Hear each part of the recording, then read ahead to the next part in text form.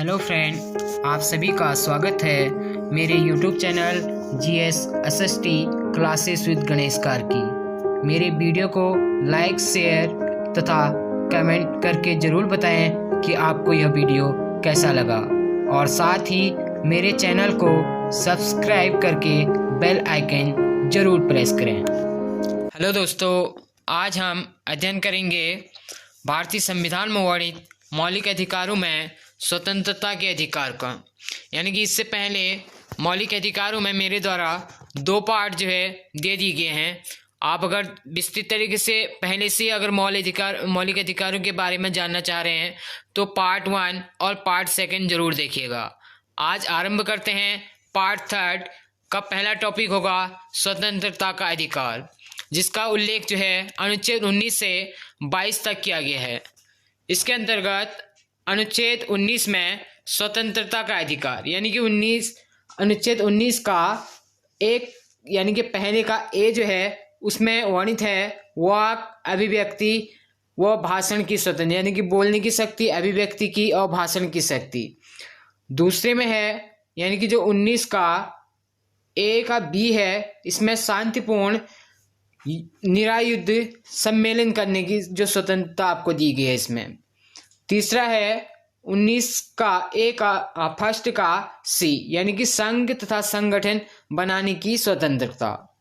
अगला है 19 का फर्स्ट का डी, यानी कि इसमें है भारत राज्य क्षेत्र में भ्रमण की स्वतंत्रता, यानी कि आप भारत के किसी भी राज्य क्षेत्र में भ्रमण कर सकते हैं, आप उसके लिए स्वतंत्र हैं। नेक्स्ट है 19 फर्स्ट का ई, इसमें भारत राज्य क्षेत्र में कहीं भी बसने तथा विकास करने का आपको अधिकार है इसमें पूर्णतया। अगला है अनुच्छेद 19 फर्स्ट का एफ, इसमें संपत्ति का अधिकार था, जो 44वें संविधान संशोधन 1978 द्वारा इसे मौलिक अधिकारों से हटाकर अनुच्छेद 300 क में विधिक अधिकार घोषित किया गया है। यानी कि पहले ये एक मौलिक अधिकार में ही था संपत्ति का अधिकार, इसको 44वें संविधान संशोधन 1978 के माध्यम से इसे मौलिक अधिकारों से हटाकर अनुच्छेद 300 क में एक विधिक अधिकार के रूप में घोषित किया गया। अगला है अनुच्छेद 19 फर्स्ट का जी, यानी कि उसके अंतर्गत व्यापार व्यवसाय करने तथा उपजीविका का अधिकार है आपको, यानी कि किसी भी क्षेत्र में आप अपना व्यापार और व्यवसाय आप कर सकते हैं, उसके आपको इसके लिए स्वतंत्रता यानी कि यह अधिकार आपको दिया गया है 19 फर्स्ट जी में।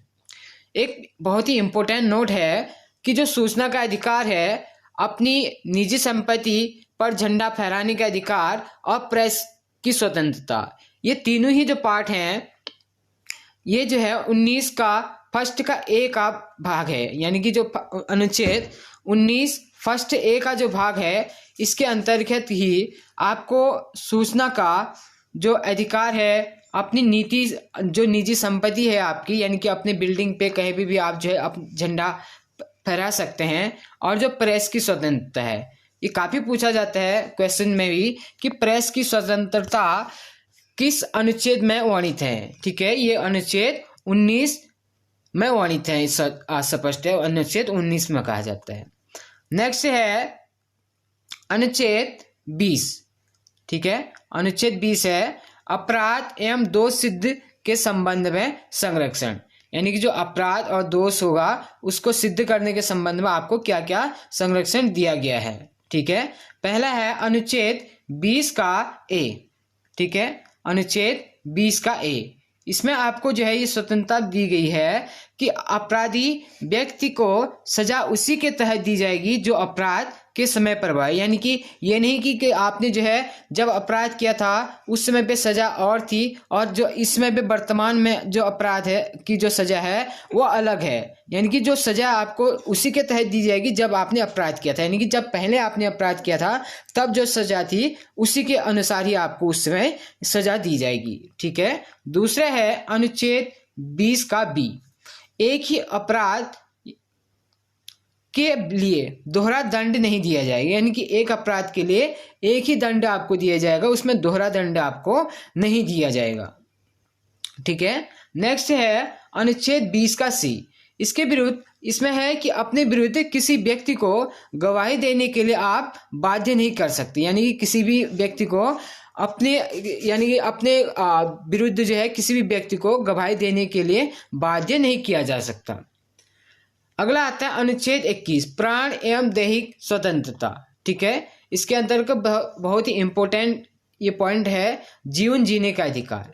जो जीवन जीने का अधिकार है, किसी भी व्यक्ति के जीवन को केवल विधि द्वारा स्थापित प्रक्रिया के अनुसार ही वंचित किया जा सकता है। ठीक है, इसे जो लिया गया था जापान से लिया गया था, ये जो अनुच्छेद था, ये जीवन जीने का अधिकार जो लिया गया था, ये जो है जापान से लिया गया था। इसके अंतर्गत एक जानकारी और देना चाहूंगा कि अनुच्छेद 21 कार्यपालिका और विधायिका के विरुद्ध जो है आपकी एक गारंटी होती है। नेक्स्ट है विधि के सम्यक प्रक्रिया। इसका अर्थ समय परिस्थितियों के अनुसार विधि या संविधान की व्याख्या है।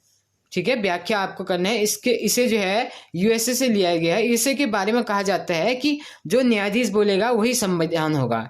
ठीक है, जो न्यायाधीश बोलेगा वही जो है क्या होगा, वहाँ का संविधान होगा।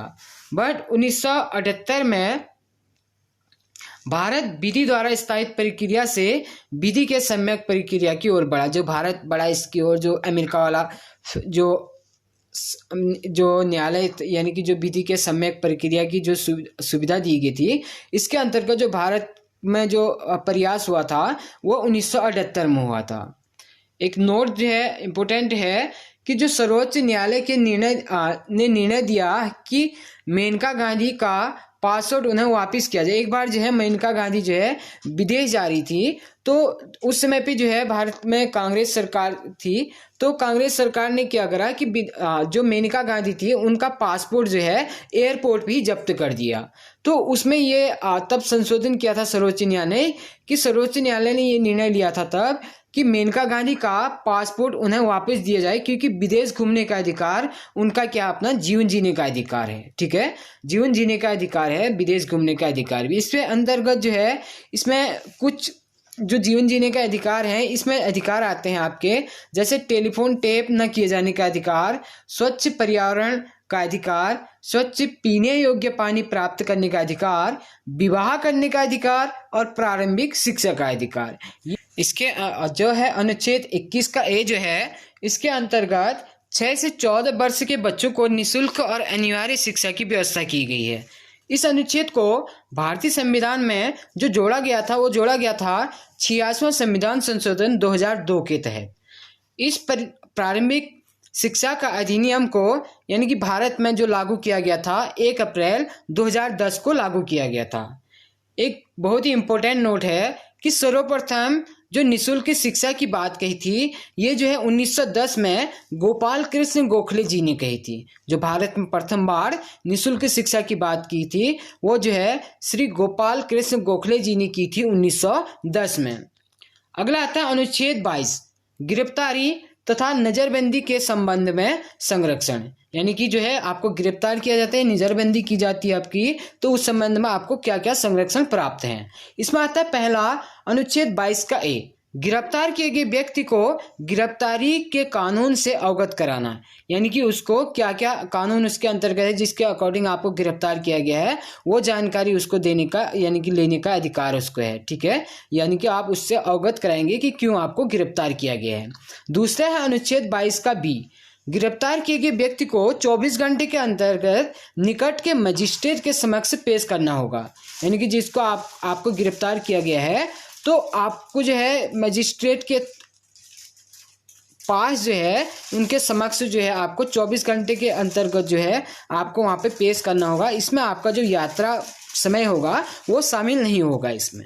अगला है अनुच्छेद 22 का सी, गिरफ्तार किया हुआ व्यक्ति अपने लिए अपने अनुसार वकील की व्यवस्था कर सकता है, ये भी उसको जो है अधिकार है इसके अंदर। अगला आता है जो मौलिक अधिकार है, अगला तीसरा मौलिक अधिकार शोषण के विरुद्ध अधिकार। ये अनुच्छेद 23 से 24 इसमें इसके अंतर्गत जो है इसका वर्णन किया गया है।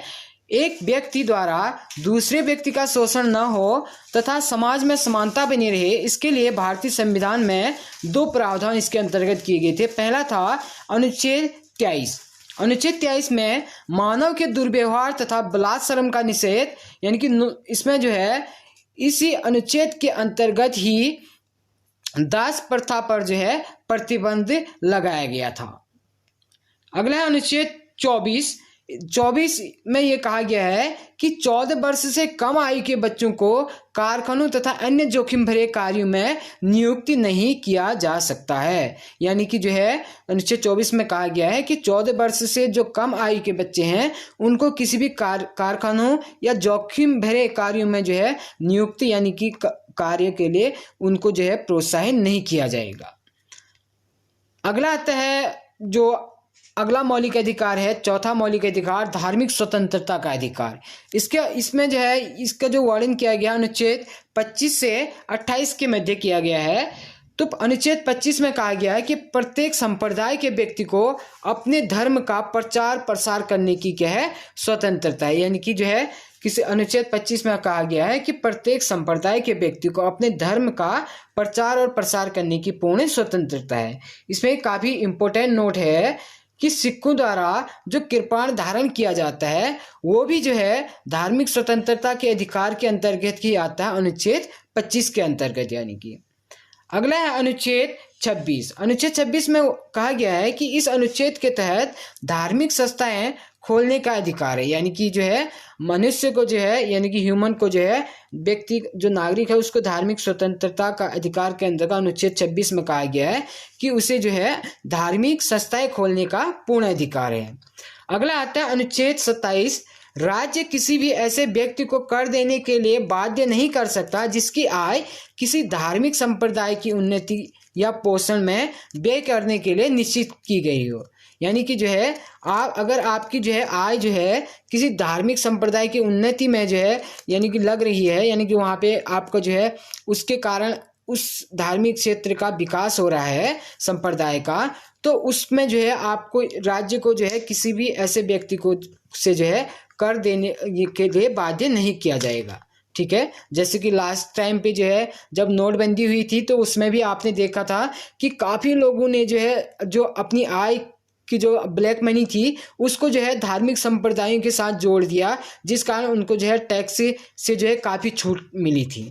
ठीक है, अगला है अनुच्छेद 28। अनुच्छेद 28 में कहा गया है कि राज्य अनुदान द्वारा चलने वाली शिक्षण संस्थाओं में किसी भी प्रकार की धार्मिक शिक्षा नहीं दी जाएगी। यानी कि जो राज्य के अनुदान से चलने वाली जो शिक्षण संस्थाएं हैं उनमें जो है किसी भी प्रकार की धार्मिक शिक्षा नहीं दी जाएगी। ठीक है, अगला है जो 5वां मौलिक अधिकार है वो है संस्कृति व शिक्षा का अधिकार। इसका जो वर्णन किया गया है अनुच्छेद 29 व 30 में किया गया है।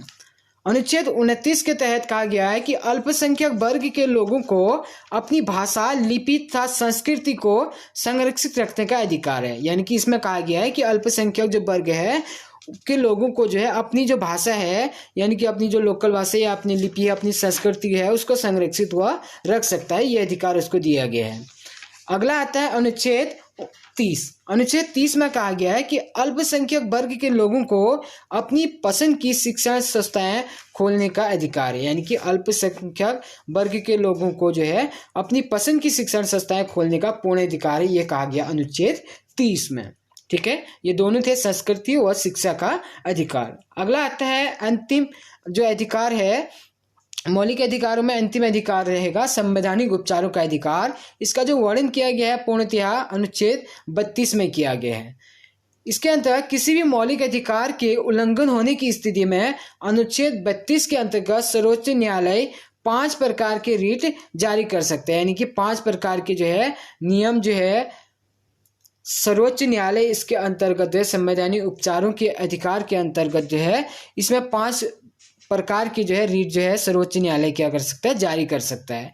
ये काफ़ी महत्वपूर्ण नोट है, ये काफ़ी बार क्वेश्चन आपका जो है किसी भी एग्जाम में ये पूछा जाता है कि जो अनुच्छेद 32 है उसको भीमराव अंबेडकर जी ने संविधान का हृदय वो आत्मा कहा था। यानी कि स्पष्ट कहा जाता है कि भीमराव अंबेडकर ने कौन से अनुच्छेद को भारतीय संविधान का हृदय वो आत्मा कहा है, वो है यानी कि अनुच्छेद 32।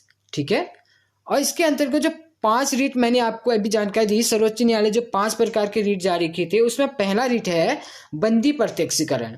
बंदी जो प्रत्यक्षीकरण है, बंदी प्रत्यक्षीकरण का अर्थ होता है कि किसी बंदी बनाए गए व्यक्ति को न्यायालय के समक्ष जो है प्रस्तुत करना। यदि किसी व्यक्ति को गिरफ्तार किया गया है तो सर्वोच्च न्यायालय उस अधिकारी को बंदी बनाए गए व्यक्ति को अपने समक्ष प्रस्तुत करने का आदेश देता है तथा गिरफ्तारी विधि शून्य होने पर उसे मुक्त कर देता है। ठीक है। अगला है परमादेश। परमादेश के अंतर्गत ये परमादेश जो होता है वो होता है कि यदि कोई व्यक्ति व संस्था अपने कर्तव्य का पालन न करे तो न्यायालय उस व्यक्ति या संस्था को अपना उत्तरदायित्व निभाने के लिए आदेश देते हैं। यानी कि जो न्यायालय है उसको, जो अगर कोई व्यक्ति या संस्था जो है अपने कर्तव्य का पालन सही से नहीं कर रहा है तो उसको जो है सर्वोच्च न्यायालय का अधिकार है कि वो उस व्यक्ति या संस्था को उसके उत्तरदायित्व को निभाने का आदेश दे, यानी कि उत्तरदायित्व क्या है उस बारे में उसको बताए। ठीक है। अगला है तीसरा प्रतिषेध। जो तीसरा रीट था प्रतिषेध, यह प्रतिषेध का अर्थ होता है कि मना करना। इस रीट के तहत सर्वोच्च न्यायालय तथा उच्च न्यायालय अपने अधीनस्थ न्यायालयों को आदेश देता है कि वो अपने अधिकार क्षेत्र से बाहर कार्य ना करे।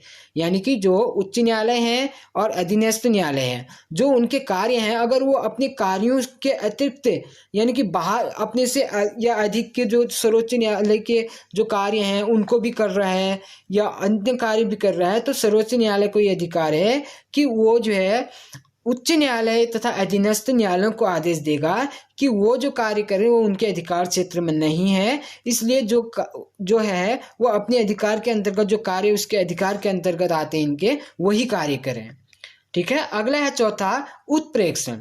उत्प्रेक्षण के अंतर्गत इसके द्वारा अधीनस्थ न्यायालय को यह आदेश दिया जाता है कि अपने पास लंबित मुकदमों को निर्णय के लिए वरिष्ठ न्यायालय को भेजे। यानी कि जो है जो अधीनस्थ न्यायालय यानी कि जिला न्यायालय जो होते हैं उनको जो है सर्वोच्च न्यायालय जो है निर्णय देता है कि वो जो है अपने पास जो भी मुकदमे आपके लंबित यानी काफ़ी समय से पड़े हैं तो उनको निर्णय के लिए जो है अपने वरिष्ठ न्यायालय के अपने से उच्च न्यायालय को जो है उनको भेजें।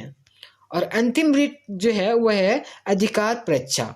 अधिकार परीक्षा में होता है कि अधिकार परीक्षा जो होता है, अधिकार परीक्षा का अर्थ है कि किस अधिकार से, यानी कि किस अधिकार से। इस रीट के द्वारा न्यायालय सार्वजनिक पद पर बैठे किसी व्यक्ति के दावे की वैधता की जांच करता है और यदि उसका दावा सुआधारित नहीं है तो सर्वोच्च न्यायालय उस व्यक्ति को उसके पद से निष्कासित कर सकता है। यानी कि कोई अधिकारी है वो कोई ऐसा कार्य कर रहा है जो उसके अधिकार क्षेत्र में नहीं आता है, तो सर्वोच्च न्यायालय उसको जो है बोल सकता है कि क्या ये आपके अधिकार क्षेत्र में आ रहा है? नहीं, आपके अधिकार क्षेत्र में नहीं आने के बाद भी आप इस कार्य को क्यों कर रहे हैं? अगर वो गलत पाया जाता है इस विषय में कि जो वो अपने अधिकार क्षेत्र से बाहर कार्य कर रहा है जो उसके अधिकार क्षेत्र में नहीं है, तो सर्वोच्च न्यायालय उसको जो है उस व्यक्ति को उसके पद से निष्कासित कर सकता है। ठीक है। ये थे जो मौलिक अधिकारों से संबंधित जो है 3 पार्ट में इसे जो है मेरे द्वारा जो है आपको जो है इस 3 पार्ट में इसका विस्तार से बताया गया है। तो आप जो है अगर आप तीनों पार्ट देखना चाहते हैं तो पार्ट 1, पार्ट 2 और पार्ट 3 पूर्णतः आप मौलिक अधिकारों को बेहतरीन तरीके से आप देख सकते हैं। ठीक है। ये जो है 3 पार्ट थे मौलिक अधिकारों के विषय में। धन्यवाद।